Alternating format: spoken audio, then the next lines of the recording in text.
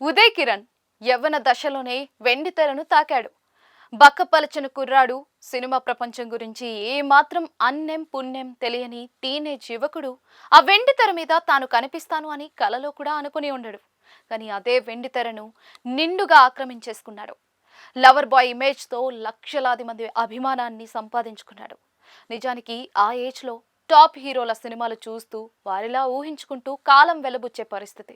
పైగా మధ్యతరగతి కుటుంబంలో పుట్టిన ఉదయ్ కిరణ్ కి సైతం సినీ సీమ నిచ్చెన మెట్లు ఎక్కడం ఎలాగో అస్సలు తెలియదు.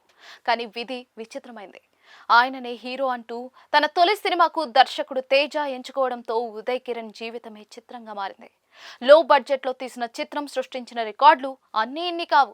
ఈ మూవీ న్యూ మిలీనియంలోకి అడుగుపెడుతున్న సినిమా ప్రపంచానికి సరికొత్త దారులు చూపించింది. అప్పటి హీరోలు అంతా కూడా మిడిల్ ఏజ్ కి వచ్చేశారు. కథలు రొటీన్ అవుతూ ఉన్నాయి. ఆ సమయంలో ఫ్రెష్ ఫేస్ తో పక్కింటి అబ్బాయిగా ఉండే ఉదయ్ కిరణ్ హీరోగా ఒక అందమైన అమాయకమైన ప్రేమ కథ వెండితెర మీద బహు అందంగా పండింది.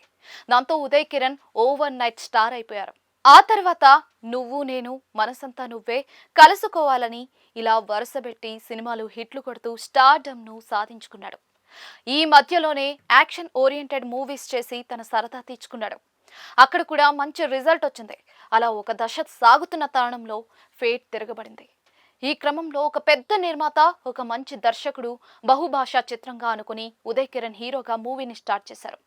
ఇందులో ఉదయ్ కిరణ్ ద్విపాత్రాభినయంలో నటించారు. అయితే ఈ మూవీ దాదాపుగా 80% షూటింగ్ పూర్తయిన తర్వాత ఈ ప్రాజెక్ట్ రద్దయిపోయింది. జస్ట్ 20% పూర్తి చేస్తే ఈ మూవీ రిలీజ్ అయ్యేది అని మంచి ఎక్స్పెక్టేషన్స్ ఉన్నాయి. బట్ ఆగిపోయింది. దాంతో స్టార్డమ్ పర్మనెంట్ చేస్తూ ఉదయ్ కిరణ్ ని మరో మెట్టెక్కించే ఈ మూవీ ఆయన ఆశలను అడియాసలు చేసింది. మహాకవి శ్రీశ్రీ అన్నట్టుగా నిప్పులు చిమ్ముతూ నింగికి ఎగిసి విజయాలను చిమ్మించిన ఉదయ్ కిరణ్ అంతే తక్కువ సమయంలో పాతాళ కుహరాలను చూశారు. అలా ఎగిసిన నాడు ఆశ్చర్యంగా చూసిన వారే డౌన్ ఫాల్ తో ఉంటే అలాగే చూశారు. 3 పదుల వయసులో ఉదయ్ కిరణ్ 2014 జనవరి 6న తన జీవితాన్ని ఆత్మహత్యతో ముగించేశారు. ఆయన మంచి హిట్ కొట్టాలని తనతో మనసంతా నువ్వే వంటి సూపర్ హిట్ ఇచ్చిన దర్శకుడు ఆదిత్యను అడిగారట. కానీ ఆ కోరిక తీరకుండానే దివికేగిపోయారు.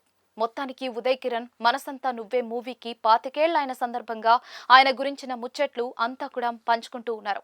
ఆయన సినీ జీవితాన్ని కూడా గుర్తు చేసుకుంటూ ఉన్నారు.